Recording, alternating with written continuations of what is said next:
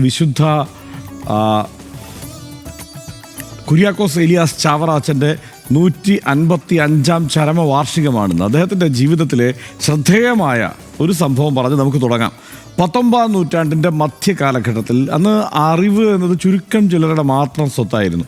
അക്ഷരങ്ങൾ മണ്ണിൽ എഴുതി പഠിച്ചിരുന്ന കുട്ടികൾക്ക് പുസ്തകങ്ങൾ നൽകണമെന്ന് ചാവറാച്ചൻ ആഗ്രഹിച്ചു. അതിനായിട്ട് ഒരു അച്ചടി യന്ത്രം വേണം. പക്ഷേ അച്ചടി യന്ത്രത്തിനായി അദ്ദേഹം സമീപിച്ചവർക്കെല്ലാം പറയാനുണ്ടായിരുന്നത് നിരാശപ്പെടുത്തുന്ന കാര്യങ്ങളായിരുന്നു. വിദേശത്ത് നിന്ന് യന്ത്രം എത്തിക്കാനൊക്കെ ഭയങ്കര തുകയാവും. അങ്ങനെയൊക്കെയാണ് അന്വേഷിച്ചപ്പോൾ അറിയാനും കഴിഞ്ഞത്. കൊച്ചിയിലെ ഗവൺമെൻറ് പ്രസ്സിൽ അങ്ങനെയൊന്നുണ്ട്. ദൂരങ്ങൾ താണ്ടി വലിയ പ്രതീക്ഷകളോടെ അദ്ദേഹം അവിടെ എത്തി. അദ്ദേഹത്തിൻ്റെ ആവശ്യം വളരെ ചെറുതായിരുന്നു. ആ യന്ത്രം ഒന്ന് കാണാൻ അനുവദിക്കണം, അതെങ്ങനെയാണ് പ്രവർത്തിക്കുന്നതെന്ന് ഒന്ന് അറിയണം. പക്ഷേ അധികാരികൾ ആ സന്യാസിയെ പുച്ഛിച്ചു തള്ളി. അദ്ദേഹത്തിൻ്റെ മുഖത്തിന് നേരെ ആ ഇരുമ്പ് വാതിലുകൾ അവർ കൊട്ടിയടച്ചു. ഇതൊന്നും നിനക്കുള്ളതല്ല എന്നായിരുന്നു ആ പരിഹാസത്തിൻ്റെ അർത്ഥം. അവഹേളിക്കപ്പെട്ട് നിരാശനായി മടങ്ങിയ അദ്ദേഹത്തിൻ്റെ ഉള്ളിൽ ഒരു കനലുണ്ടായിരുന്നു. മാന്നാനത്തെ ആശ്രമമുറ്റത്ത് തിരിച്ചെത്തിയ അദ്ദേഹം നേരെ പോയത് ഒരു വാഴത്തോട്ടത്തിലേക്കാണ്. അവിടെ നിന്നൊരു വാഴ വെട്ടി അതിൻ്റെ വാഴപ്പിണ്ടി എടുത്തു.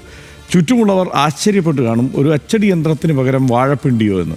പക്ഷേ പ്രതിഭയ്ക്ക് ഉപകരണങ്ങളല്ല, ഇച്ഛാശക്തിയാണ് വേണ്ടതെന്ന് അദ്ദേഹം തെളിയിച്ചു. ഒരു ചെറിയ കത്തി കൊണ്ട് ആ വാഴപ്പിണ്ടിയിൽ മാതൃക സൃഷ്ടിച്ചു. ആ മാതൃക നോക്കി ഒരു സാധാരണ ആശാരിയുടെ സഹായത്തോടെ തടിയിൽ അദ്ദേഹം കേരളത്തിൻ്റെ ആദ്യത്തെ തദ്ദേശീയ അച്ചടി യന്ത്രം നിർമ്മിച്ചു. 1846 കേരളത്തിലെ ആദ്യത്തെ തദ്ദേശീയ അച്ചടിശാലയായ സെൻറ്റ് ജോസഫ്സ് പ്രസ് മാന്നാനത്ത് ചാവറയച്ചൻ ആരംഭിച്ചു.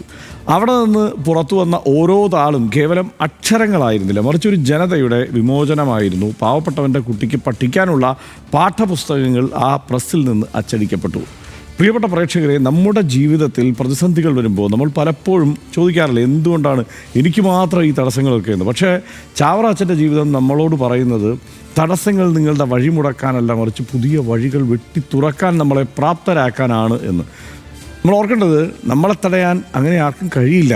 നമ്മുടെ കയ്യിൽ പണമില്ലായിരിക്കും, വലിയ സൗകര്യങ്ങളൊന്നും ഇല്ലായിരിക്കും, പക്ഷേ നമുക്കുള്ളിലെ നിശ്ചയദാർഢ്യവും ഇച്ഛാശക്തിയും ഒക്കെ മാത്രം മതി ഈ ലോകം കീഴടക്കാൻ. ചാവറച്ചൻ പ്രവൃത്തിയുടെ തെളിയിച്ച വാക്കുകൾ തന്നെ ഇന്ന് പങ്കുവയ്ക്കാം. മറ്റുള്ളവർക്ക് വെളിച്ചം നൽകാൻ സ്വന്തം ജീവിതം മെഴുകുതിരി പോലെ ഉരുക്കിക്കളയുക. നമുക്കും ഈ ലോകത്തിന് വെളിച്ചമാകാം എന്ന് ഒരു പള്ളിയോടൊപ്പം പള്ളിക്കൂടം എന്ന ഒരു ചിന്തയിലേക്ക് കത്തോലിക്ക സഭയെ കൊണ്ടെത്തിച്ചത് ചാവറാച്ചനാണ്. അതിനുശേഷമാണ് ധാരാളം വിദ്യാലയങ്ങൾ ഈ ആരാധനാലയങ്ങൾക്കൊപ്പം ഉണ്ടാവുന്ന സാഹചര്യം കേരളത്തിൽ ഉണ്ടായത്. അതിനു മുമ്പ് സമ്പൂർണ്ണമായി തന്നെ ഏതാണ്ട് കച്ചവടത്തിൽ വ്യവസായത്തിൽ ഒക്കെ ശ്രദ്ധിച്ചിരുന്ന സമുദായത്തെയും ആ വഴിക്ക് തിരിച്ചുവിടാൻ ചാവറയച്ചനായി എന്നതുകൂടിയാണ് അദ്ദേഹത്തിൻ്റെ മഹത്വം കൂടുതൽ ഉയർത്തുന്ന നടപടി.